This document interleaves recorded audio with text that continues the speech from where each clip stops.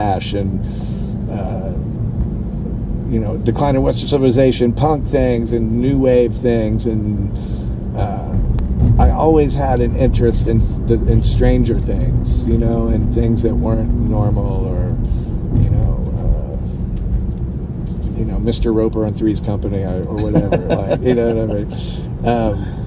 And this show, they had a show that came on at 2 a.m, and it was from Los Angeles called New Wave Theater, and that was like huge.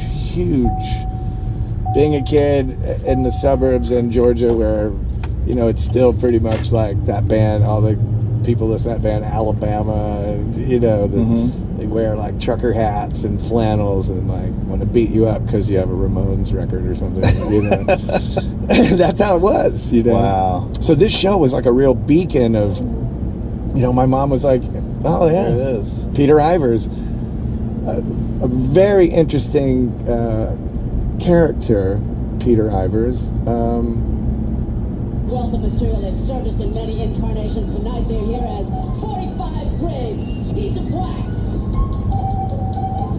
45, yeah, so this is what I'm really into. Don Bowles is the drummer in 45 Grave, who was in the Germs.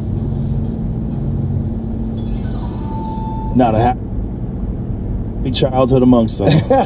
No, I don't know, but they definitely made amazing, beautiful, cool outsider art, and I think something that we have a hard time understanding in this day and age is art that's made because of the visceral interaction with you and other people that has nothing to do with, I'm going to be a big star. Right. Some of the things I think, I mean, fuck, I'm like one of the last, the Black Crowes, we have to be one of the last bands of the time where we kind of felt it was our duty to what are you doing? never truly give in to the other side, you know what I mean, and kind of understand this us versus them idea, you know what I mean, or vibe is something that's inspiring and something that is like this kind of stuff. The Cramps, we were in the Cramps, the Gun Club. So, and then REM comes around, their first record, Chronic Town. And so my dad and my mom and dad had a lot of records, maybe 250 records, 300 records, which was a lot of records back then. Bluegrass records, Lester Flatt and Earl Scruggs records, or Mose Allison records, Jimmy Reed records, Johnny Guitar Watson, and then they had, Buffalo Springfield records, and the Bob Dylan records. I mean, that's a big, for millions of people, but something as a kid that I knew no other kids would go. You guys want to come over and listen to records? I'm going to put on the times they.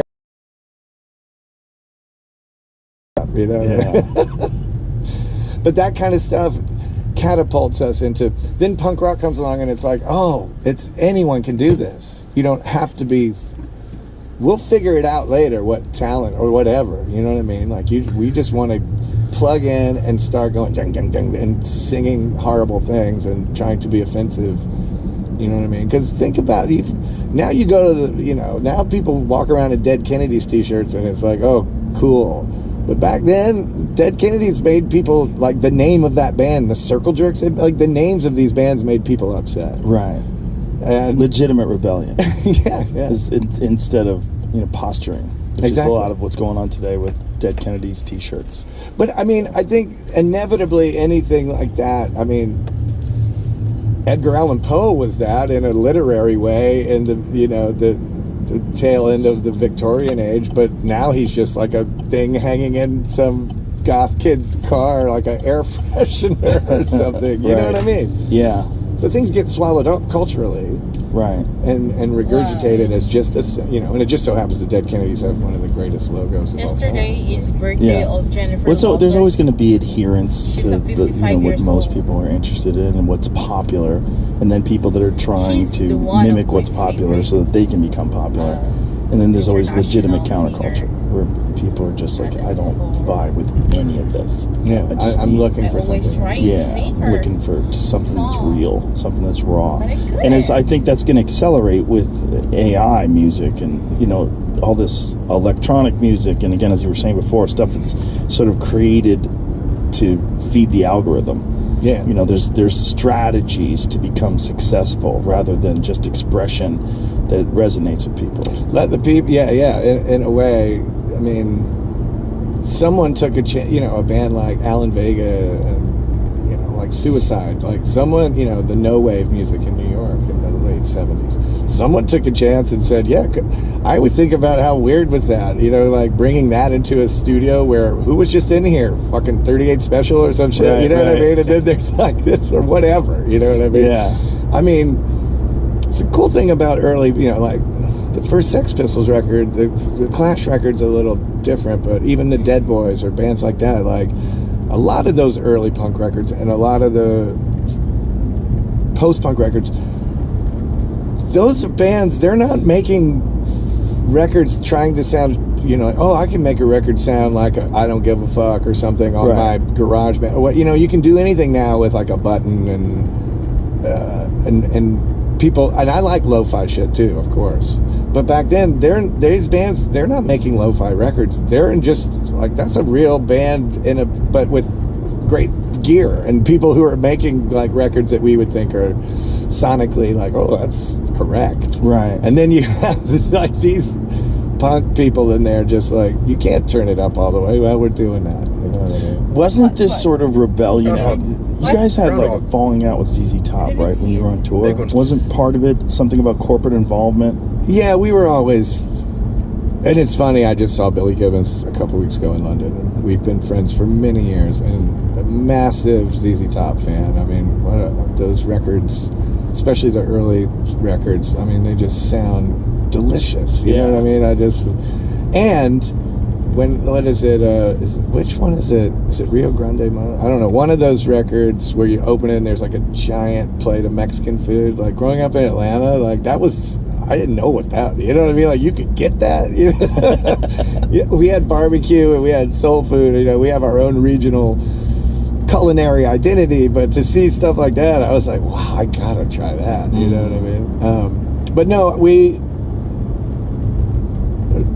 I don't even know if ZZ Top, where they were in their career, if they knew anything that was going on about, like, these guys that were the opening band. Except for the fact that, you know, in the music business at that time, when you're still selling records and you're selling 250,000 records every week or whatever for a couple of years, so like it starts to be kooky when it was a thing. Mm-hmm. But they were sponsored by Miller Lite, and I just got into this thing where, you know, so we'd go on stage, do our thing, and there's big Miller Lite posters all over the state or whatever, you know.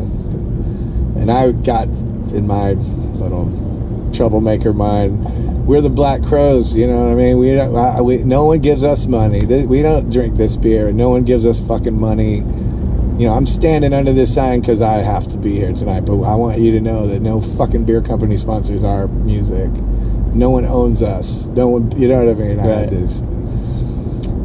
these naive sort of thing about, like, I don't know, and my brother and I talk about it a lot, and as we've gotten older, and especially since we put the band back together these last few years and have been in a really positive place and a really good place, I realize, like, you know, part of that we were involved in, we believed in, like, as if what we feel is really the true essence of rock and roll. It's like, I describe it as like the movie Quest for Fire, you know, when they have to keep the fire burning in that little thing and they're going across the swamp and they don't want the Neanderthals to get it or whatever. That's kind of how we felt, in a weird way, about everything that was out of, you know, one minute you're in control. Your kids were writing songs. We're in control of that. I'm in control of, like, this is what we're doing. This is how we look. This is what we are. And then you're in the grown-up world and you've made people tens of millions of dollars. And I'm hardly a savvy business person. I never could be. I never would be. It wasn't in the cards for me. And so part of our, like, being hard about it or being difficult, not being compliant, was trying to in our minds, keep this pure thing. Mm-hmm. You know what I mean? And in a way, that still is part of what we are today. How old were you guys back then? Well, in the summer of '89, Rich was 18. I was 23 when we made our first record. Wow. Yeah. Just a young rebel. Well, the other thing is you remember, rock and roll was culturally and socially, its place and its importance and its reverence was a lot different than today. Yeah. I think it's one thing I think is cool about hip-hop music is the hip-hop stars have taken over that kind of attitude. Yes. Which when I see their fashion and I see, there's lots of, hip-hop's not one thing, of course. Right. And I'm 57. I like what I like. I like old records anyway. But when I hear new things that I like, and I'm like, okay, so they're singing about drugs, they're singing about sex, and, they're singing about, maybe I can't really identify with the violence of poverty and stuff. You know what I mean? Mm-hmm. Like the extreme nature of some of it. But that's another form of rebellion as well. Yeah, and isn't it? Hip hop itself is an interesting art form because there's not a push to popify it. Like the hardcore hip hop artists are very successful. Yeah. And the lyrics are rough. Yeah. They're very hard edged lyrics, but yet these are the lyrics that get millions and millions of views. You can't even say millions of sold albums anymore because it's like that had to be the weirdest thing. To watch the sale of albums evaporate. Not just the sale, you're absolutely correct. Not just the sale, but the meaning of a record. Mm-hmm. Like and again, in the big scheme of things, the record business isn't as old as, say, the writing or whatever. But in the way that we would listen to music and you would, there's a company that would find talent and put that whole thing. But yeah, making a record and saying, okay, we're songwriters. This is our latest work. This is what we've been working on. This is our craft, and this is our talent and our poetry and this is what we want to say. Now it's like, an album. You know what I mean? Like, I personally think that it's still an important medium, and I've yet to give up on it. You know what I mean? If they said, right, you know what I mean? What am I? That's what Rich and I've always done. We write songs. It was one of the only things, again, the way we could experience the world was through that. Because he's, as crazy as me, just doesn't talk as much. Not crazy, but I mean different, artists, I think it resonates with a lot of people, which is why there's this resurgence of vinyl, right? Like, people still want to listen to actual vinyl. They still want to see an actual album, Agreed. And there's a word the way you consume music. My dad had a lot of records, but my wife and I, we just moved just around the block in LA, and we've been together 7 years, but we kept our records separate. I don't know. We have thousands and thousands. I just put 4,000 records in storage because we don't have space for that. Wow. But I'm like, but it's funny because no matter what, I see a record store, I'm going in, and I could, and after however many years of buying records, I know what I'm looking for. And I don't buy records online very much. I still like to. How come?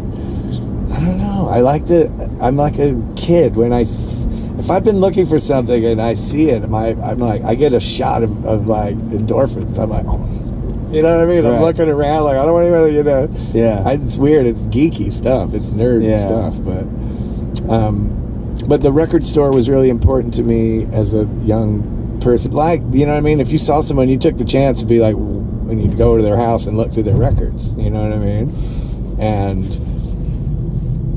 it's funny that it's still that way. You know what I mean? I have so many friends in my life, and we're friends because of records. You know what I mean? And it's like, my wife and I DJ all the time in LA, and we go to New York, and we carry our records around. You DJ? Like, Yeah, wow. yeah. Like, We have my wife's name is Camille, so we have the best DJ name ever, the Captain and Camille. We do concerts and bars and parties and gigs and stuff. really? Yeah. When did you start doing that? DJing? I started back in the 80s. Everyone used to take a turn playing records at the pizza place. They had 2 turntables called Fellini's in Atlanta, where all the, as my dad referred to them, dirtbags and lowlives hung out. Everyone in a band, of course. Mm-hmm. But then I guess in the early 2000s, a friend of mine that worked at the great record store Other Music in New York, my friend Michael, we started doing these nights of playing like a lot of weird psych folk as a kind of a genre.